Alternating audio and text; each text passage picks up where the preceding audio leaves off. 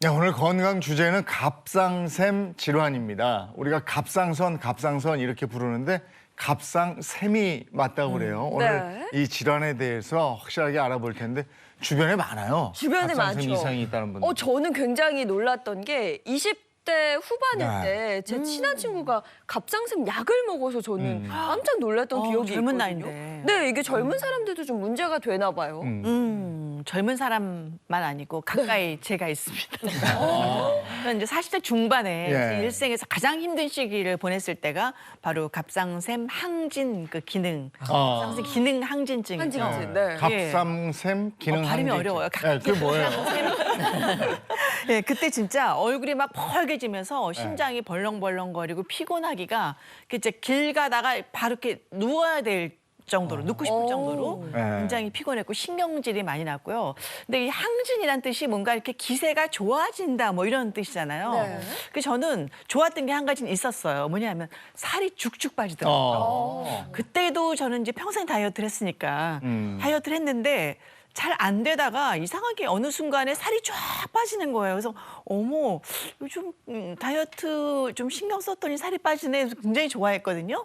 근데 이게 10kg 가까이 몇 달 새에 살이 빠지면서 여기 막 이 골이 패이고 사람이 늙어 보이고 너무너무 예민해지고 화가 막 나면서 이렇게 정말 이렇게 주체할 수 없을 정도로 내 성격이 내 맘대로 안 되는 거였어요. 그래서 아무튼 살이 빠지는 게 갑상샘 그 기능 항진증의 하나의 큰 증상이구나를 제가 느꼈습니다. 지금은 좀 괜찮아지신 거예요? 그때 이제 의사가 한 3년 정도 약을 먹어야 된다고 했는데 1년 좀 넘게 먹고 괜찮아져서 지금은 뭔가 이렇게 아주 저용량 약을 아주 작은 거를 꾸준히 드셔야 아침마다 되는구나.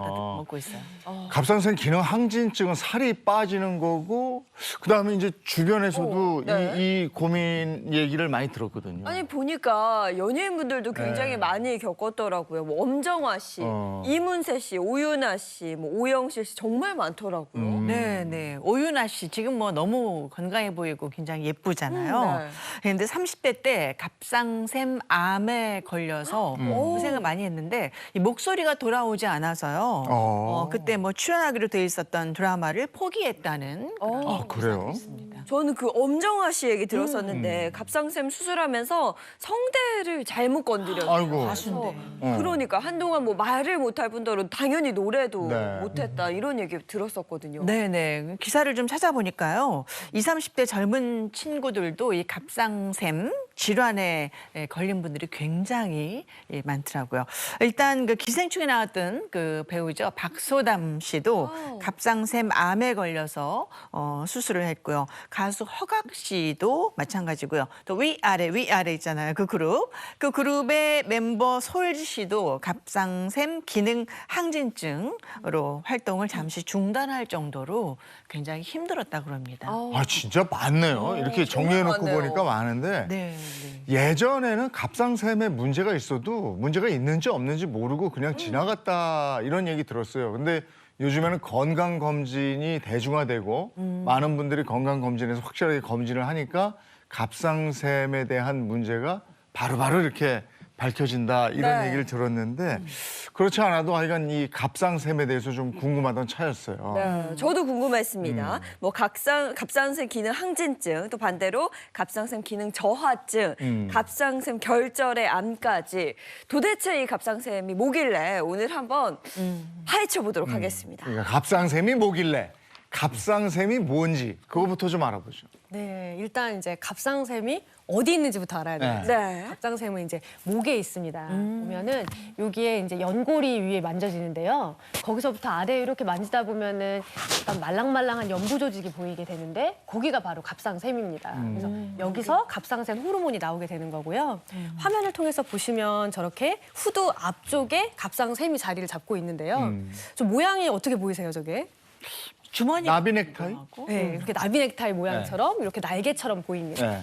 근데 이 갑상샘은요, 우리가 보통 내분비 기관이라고 해요. 그래서 내분비 기관이면 뭐 하는 데인지 너무 궁금하잖아요. 네. 말 그대로 안쪽으로 내분비, 안쪽으로 무언가를 분비를 하는 겁니다. 그래서 이 내분비 기관들은 대부분 호르몬을 분비를 해서 우리 몸을 조절하는 역할을 하는 거거든요. 그래서 갑상샘에서는 갑상샘 호르몬을 내보내서 우리 몸을 조절을 하는데 우리 몸은 어떤 거 조절하냐면 신진대사, 그다음에 활성, 그리고 이렇게 이제 그런 기능들을 조절을 합니다. 그런데 간단하게 제가 말씀을 드리면 기름 보일러에 기름 같은 게 바로 갑상샘 호르몬이라고 볼 수가 있어요. 그 중요하네. 그럼요.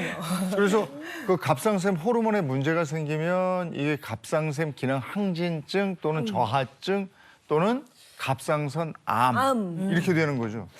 자, 오늘 이거 하나하나씩 알아보도록 하겠습니다. 네, 자 그럼 첫 번째로 이야기해볼 갑상샘 질환은요. 네, 이겁니다. 갑상샘 기능 항진증입니다. 왜 우리 윤영미 아나운서가 40대에 걸려서 고생했던 질환, 살이 쭉쭉 빠졌다라고 하셨는데 대체 왜 살이 빠지는 거예요? 살이 빠지는 이유에 대해서 설명드리기 전에 이 갑상선 호르몬, 갑상선 호르몬 자체가 어떤 역할을 하는지 혹시 아시는 게 있으신가요? 그냥 뭐 중요하다는 것만. 기름의 역할인 잘 역할을 모르고 아, 굉장히 중요한 것 맞습니다. 같아요. 한주 이게 교수님이- 문제가 돼서 힘들었으니까. 한 교수님 열심히 얘기해 주셨죠. 보일러에 기름 같다. 결국 이제 갑상샘 같은 경우는 우리 몸의 에너지 대사에 관여를 많이 하게 됩니다. 체온도 유지하고 신진대사를 조절하는 역할을 하게 되는 것이죠. 그런데 이 갑상샘 호르몬이 과잉 생산, 즉 보일러가 펄펄 끓고 있어요. 그럼 어떻게 될까요? 체온도 높아지고 얼굴도 붉어지고 땀도 많이 나면서 체중이 빠지게 되는 것이죠. 이것이 심해지게 되면 자율신경계에도 영향을 미쳐서 심장박동수도 증가하게 됩니다.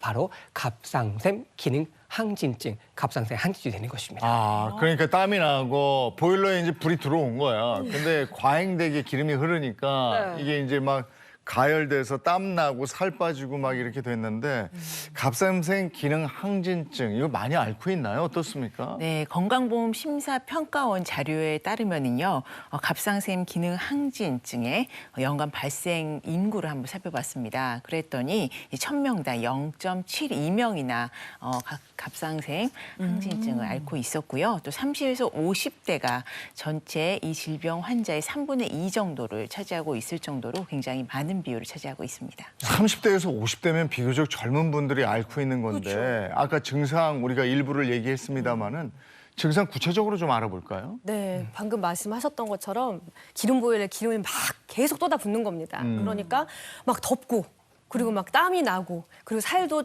대사가 활발하게 되니까 살도 막 쪽쪽쪽 빠지고 그리고 이제 예민해집니다. 몸이 너무 이제 일을 많이 하기 있으니까 예민하고 그런데 한편으로는 일도 많이 했기 때문에 피로감도 느끼게 되는 거죠.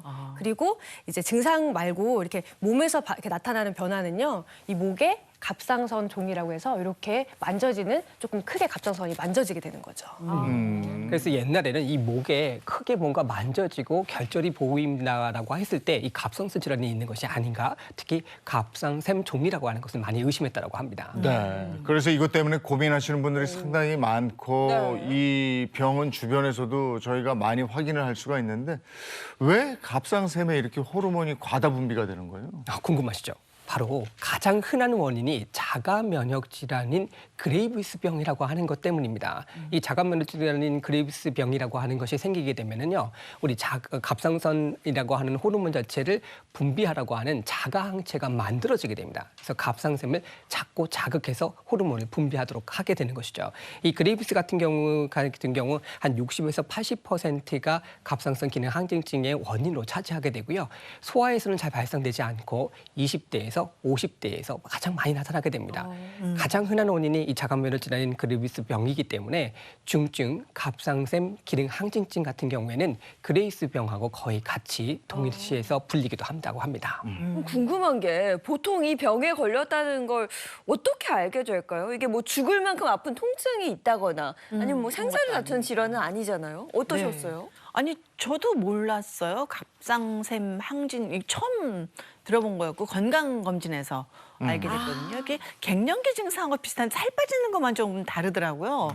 그래서 전혀 저는 모르고 있다가 건강검진에서 발견돼서 다시 자세하게 검사를 해보니까 심한 정도라 그래서 그때부터 이제 약을 먹고 조절하기 시작했죠. 네, 대부분 경우에 저렇게 건강검진에서 발견하는 경우도 꽤 있고요. 그리고 사실은 요거는 증상 때문에 오시는 경우도 상당히 많습니다. 왜냐하면 항진되는 증상이기 때문에 아무래도 저하보다는 느끼시는 경우가 많고 피로하거나 몸이 뭐 이제 뭐 깔아진다든지 이런 것도 많이 있고 그리고 또 이제 좀 다르게는 불면 잠을 너무 못 자, 예민해서 못 잔다. 이러신 분들도 있고요. 진짜 말 그대로 갱년기 질환처럼 너무 화끈화끈해서 갱년기인 줄 알고 왔더니 검사했더니 갑상선 질환이다. 이런 경우도 있었습니다.